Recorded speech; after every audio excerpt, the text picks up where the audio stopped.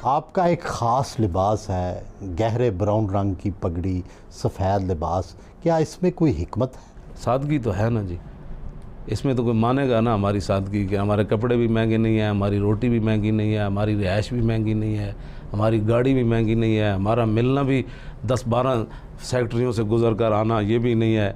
और मैं तो एक आम बंदा भी आ जाए तो मैं उसको मिल लेता हूँ, और कोई कहे जी मेरे अब्बा जी फौत हो गए तो आपने 40वें पर आना है, तो मेरी साइकिल भी ना जा सकती हो तो लड़के उठाकर भी उस गली में मुझे ले जाते हैं, लो जी यहाँ 10 मिनट आप तकरीर करें, तो मैं वहाँ भी पहुँच जाता हूँ, और बग़ैर प्रोटोकॉल और बग़ैर सिक्योरिटी के। सोचते तो होंगे करोड़ों वोट मिल जाएं, वज़ीर आज़म बन जाएं, तो पहला काम क्या करेंगे? पहली बात तो यह है कि मैं वज़ीर आज़म कभी भी नहीं बनूँगा, ना सदर बनूँगा, ये पक्की बात है।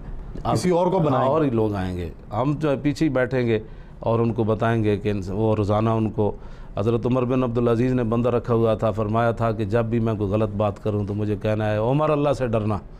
तो हम ऐसे लोग पीछे बैठेंगे और जब भी हमारे बंदे गलत बात करेंगे तो हम उनको कहेंगे अल्लाह से डरो। अगर ख़ुद वज़ीर आज़म नहीं बनना तो क्या कोई वज़ीर आज़म ढूँढ लिया? इंशाअल्लाह बड़े हमारे पास लोग मौजूद हैं, यकीन जाने, और बड़े अल्लाह वाले मौजूद हैं और पढ़े लिखे लोग मौजूद हैं। तो आप ख़ुद क्यों नहीं? आप माशाल्लाह आपकी भी नहीं, मेरा काम ही नहीं है ना ये, आप जिस तरह जानते हैं मैं तो बस इकबाल पढ़ाऊँगा लोगों को, कुरान पढ़ाऊँगा, हदीस। मैं आप सही बताऊँ, अगर हमें हुकूमत मिल जाए ना तो पाकिस्तान में कोई हमारा नौजवान जो है वो उसको ग्रामर, ये नहीं होगा कि उसको ग्रामर नहीं आती, हम उनको ऐसे सस्ती ग्रामर पढ़ा देंगे। वो कैसे? देखें तो सही ना जी, वो इंशाल्लाह हमारे पास इस तरह का वो है ना अलादीन का चिराग।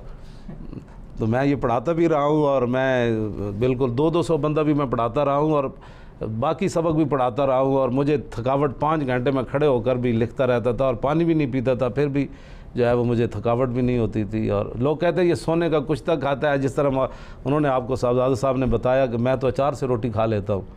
मेरी रोटी का ख़र्चा अगर घर ना हो तो 3 रुपये है एक टाइम का, 2 रुपये 4 रुपये की वो क्या कहते रोटियाँ मैं 2 लेता हूँ, खाता 1 हूँ, 2 रुपये की 1 रोटी और अचार की 1 डली।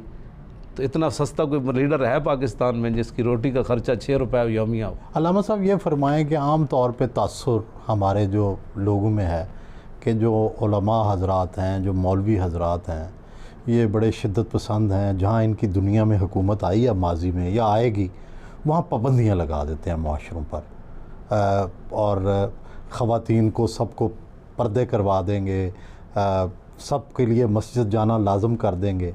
तो आप किस तरह की इस्लामी रियासत देखते हैं? माजी में मसलन कहाँ औरतों पर? अब क्रिश्चियंस में प्योरिटन की गवर्नमेंट आई, वो फिर वो उनकी बात करें ना, हमारी तो उम्र। ईरान के अंदर इनकलाब आया तो ईरान में अब भी वो औरतें जो हैं वो कहाँ जाती हैं, वो उनका सारा मामले बाज़ारों में जाती हैं, वो उनकी मुलाजमतें करती हैं, सारे ड्राइविंग करती हैं। कहाँ ऐसे ये तस्वीर गलत है। सऊदी अरब में था, सऊदी अरब में मौलवी थोड़े आए थे, वो तो एक शाही ख़ानदान आया था जिसने, इस्लाम में तो शहनशाहियत का तस्वुर ही नहीं था। इस्लाम में जमहूरियत का तस्वुर है क्या? नहीं, इस्लाम में जमहूरियत का तस्वुर नहीं है। जमहूरियत के लिए हम इसलिए आए हैं कि जमहूरियत को आला बनाएं, इस्लाम को तख्त पर लाने के लिए। तो क्या आप एक दफ़ा बरसरे इक़्तिदार आ गए तो उसके बाद इस्लामी निज़ाम कायम हो जाएगा? क्या उसके बाद भी इलेक्शन होंगे या नहीं? क्यों नहीं होंगे इलेक्शन? ये बिल्कुल तसर छोड़ दें, इंशाअल्लाह कौम खुद चाहेगी कि जनाब जिस तरह मदाइन से सहाबा निकल रहे थे, ईसाई फ़ौजें आ रही थी ना, तो ईसाई ऐसे दामन पकड़ कर खड़े थे, या अल्लाह इन फरिश्तों को फिर वापस ला, ये कैसे लोग वापस जा रहे हैं, हालांकि उनके हम मज़हब आ रहे थे।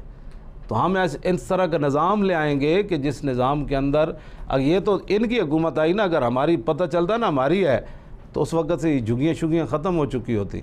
इनको अच्छे तरीके से हमने रोटी पानी देना शुरू कर देना था। अय्याशी जब करनी किसी ने नहीं है। फ़र्ज़ करें इस बार ही आपकी हुकूमत आ जाती, तो क्या आपके पास ऐसी सोच और इंतज़ामात हैं कि आप मुल्क को तब्दील कर सकते हैं? मैं कहता हूँ जी, जिस दिन उमर बिन अब्दुल अज़ीज़ ने सिर्फ मस्जिद में खुतबा दिया था ना, घर जाते हुए आधा इस्लाम नाफिज हो चुका था। इस्लाम नाफिज होता है अपने आप पर। पहले आपने कहा कि आज के बाद उमर बिन अब्दुल अज़ीज़ के तमाम बीवी की जायदाद जो है वो कौम के ख़जाने में जमा, वरना बीवी को तलाक। तो भाग उमर रखना है या पैसे रखने हैं? उसने कहा नहीं, उमर रखना है। तो फिर अरबपति लोग सुबह तक जो है ना फुटपाथों पर सोए हुए थे कि आज उमर बिन अब्दुल अज़ीज़ आ गया।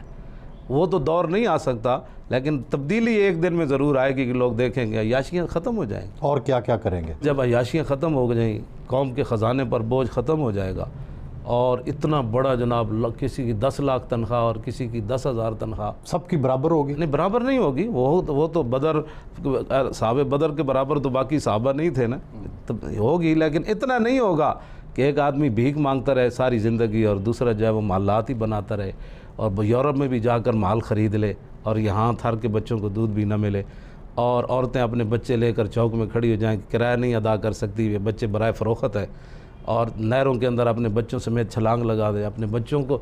मैं तो तसव्वुर करके कांपता हूँ वो बच्चियाँ जिनको माओ ने ज़बह किया, क़यामत वाले दिन वो हुजूर के सामने पेश होंगी, हुजूर आपने तो सैर होकर रोटी भी नहीं खाई, तो मुझे बताएं मेरी माँ ने क्यों ज़बह किया था। इसका उम्मत के पास कोई जवाब नहीं है, जो 20-20, 40-40 हज़ार की रोटियाँ खाते हैं पीसी में, और उनको ये भी नहीं पता कि ये झुग्गी वाले, इनको भी तो आखिर हक बनता है, साफ़ पानी इनको नहीं ज़रूरत, हमें जरासीम लगते हैं तो इनको नहीं लगते। ये झूठ बोलते हैं तब्दीली की। इमरान तब्दीली अगर चाहता ना तो पहले दिन ही आते हुए कहता जी आज के बाद बनी गाला वाला महल जो है वो मैं बेच रहा हूँ और ये सारे गरीबों पर तकसीम कर दिया, झुग्गियों को सबसे पहले मैं अपना माल देता हूँ। तो क्या तब्दीली, स्वाद तब्दीली इसने लानी है, इसने कुछ भी नहीं करना, इसने मज़ीद जो है वह अयाश लोग और करीब करने हैं और अयाशों को और आगे बढ़ाना। मैं आपको सच्ची बात बता रहा हूँ, जहांगीर तरीन का जहाज़ फिर रहा है बंदे ख़रीदने के लिए। जब आपने पहले दिन से ये काम शुरू कर दिया, क्या आपने तब्दीली लाई है?